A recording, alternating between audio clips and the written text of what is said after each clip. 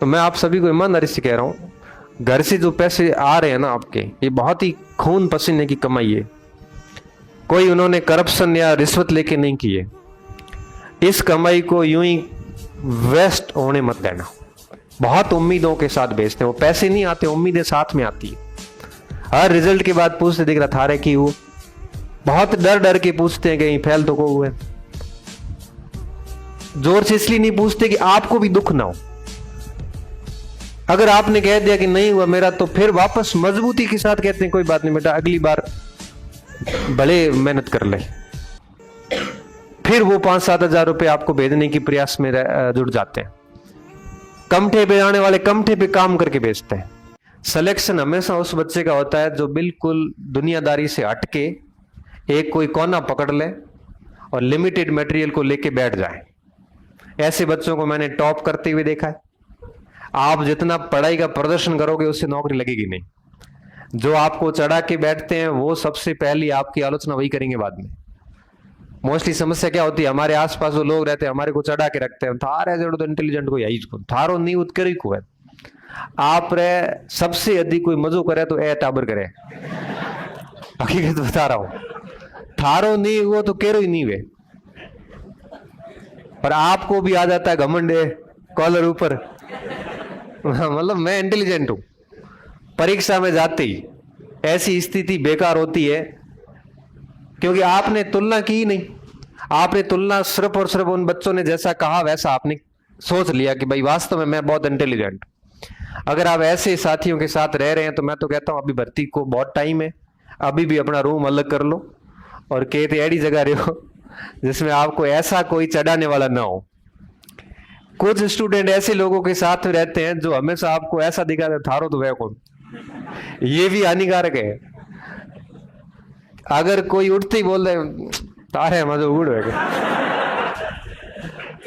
अरे रे रे कर क्या रहा है सुबह, फिर आपको वो इतना इन्फीरियरिटी में डाल देगा कि थारे तो आपको अपने ऊपर ही डाउट हो जाएगा। आपको अपने ऊपर डाउट हो गया तो सच में नहीं होगा। तो ये दोनों अतियां बड़ी खराब है। कोई अगर ये कहे कि नहीं आपका पक्का है, तो मैं तो सही में आपको बहुत अनुभव से बात बता रहा हूं, ऐसे दोनों वृत्तियों के लोगों से दूर रहना। क्योंकि जब आप तैयारी करने आ ही गए हैं ना, एकमात्र टारगेट आप सभी का यही है, मुझे पता है। अब आप भर्ती का इंतजार करो ना करो, डेली पूछो, अलग बात है। कोई कहता है सर भर्ती नहीं आ रही, मैं तैयारी करूं कि नहीं करूं, तो बीएड एसटीसी क्या वास्ते करी, तैयारी करूं या नहीं करूं ये तो क्यों पूछना है, तैयारी तो करनी है। तो आप जब गांव से उठ के शहर तक पहुंच गए हैं तो अब आपको तो सिर्फ एक ही टारगेट है कि हाल फिलहाल नौकरी कैसे भी करके ले ली जाए। कैसे भी करे का मतलब ये नहीं बस में चढ़ जाओ, कैसे भी करके का मतलब है तैयारी करके, मेहनत करके। तो सबसे पहले अपना ग्रुप यहाँ पे चेंज कर लेना। कई बार बच्चे लाइब्रेरी में जाके वहां पे होशियार बन जाते हैं। लाइब्रेरी में एक ऐसा लड़का होता है जो सभी लड़कों में अपना इंप्रेशन झाड़ता है। ऐसे लोगों से भी दूर रहे, क्योंकि ऐसे इंप्रेशन के चक्कर में वो आप बर्बाद हो जाओगे। घर वाले बड़ी मुश्किल से एक एक रुपया जुटा के आपको भेजते हैं, 2000-5000 रुपए के साथ मारे के घरों में फोन करे कि हमारा 1000 रुपया चाहिए फॉर्म वाला 2000, उनको आपको पता है वो कितने मुश्किल से पैसे करते हैं। आप लोगों को तो उड़ाते हुए टाइम लगता नहीं है, उन लोगों को पैसे जुटाते हुए उनकी हालत खराब हो जाती है। आप फोन जाता है कि 5000 रुपए चाहिए, फीस के 10,000 रुपए चाहिए, हालत खराब हो जाती है, उनकी टेंशन हो जाती है 10,000 रुपए की हम लाऊं।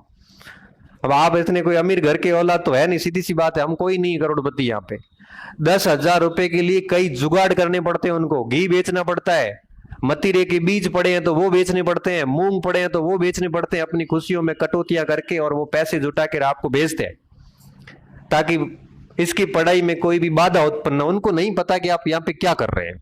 बहुत कम लोग होंगे, कुछ बच्चे जिनके घर में पढ़े लिखे सब नौकरी में होंगे।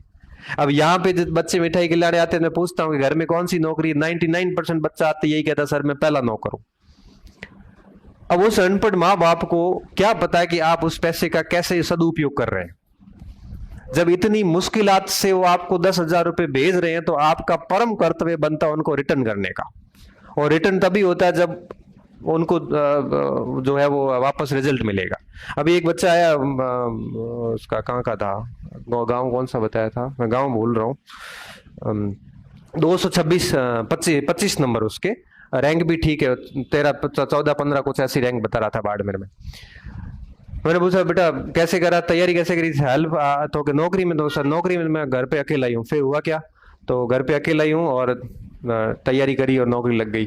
फिर उसने मेरे को ऐसे बताया कि सर मेरे पापा पहले काम करते थे और फिर उनको क्या अचानक से वो हो गया, पैरालिसिस हो गया। मैं अच्छा, उसने कहा कि मैं पिछली भर्ती में 1 नंबर से रह गया था। तो मैंने कहा कैसे रह गए, कौन सी गलती करी आपने?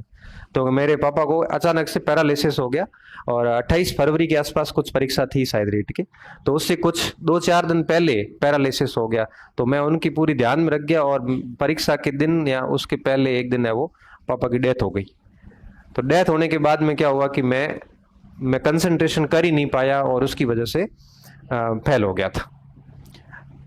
और उसके बाद वापस बढ़िया से तैयारी करी और खुद ने काम किया और कैसे भी करवा के अभी उसका वापस सिलेक्शन हो गया। अब उस भर्ती परीक्षा और इसके बीच की जो अवधि थी ना, उसमें उसको दुनिया का ज्ञान हो गया कि पैसे कैसे कमाए, आते कैसे। पहले तो पिताजी भेज देते थे, कैसे भी भेज देते थे।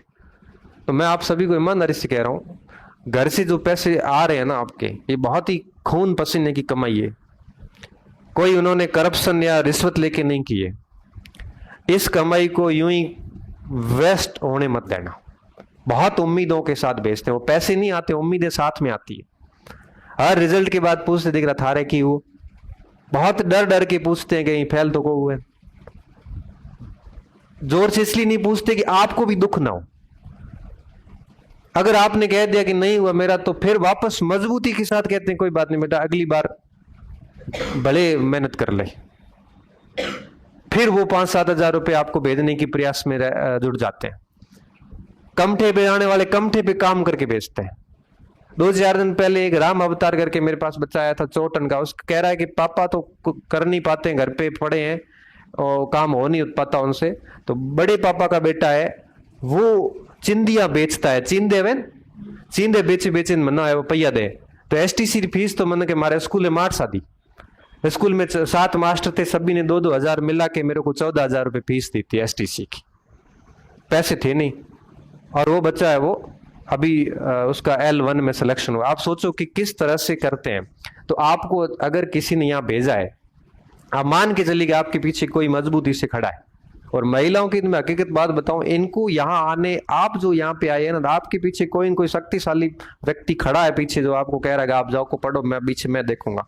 क्योंकि इनकी 2 समस्याएं हैं, पैसे की तो है ही है, परिवार और समाज के लोग भी कहते हैं कि मेरे लिए बाहर के, ये भी उनको सुनने को मिलता है। तो कोई न कोई पीछे ऐसा पुरुष होता है जो सुन लेता है कि मैं अपने आप सुन लूंगा, आप मेहनत करो आगे जाके।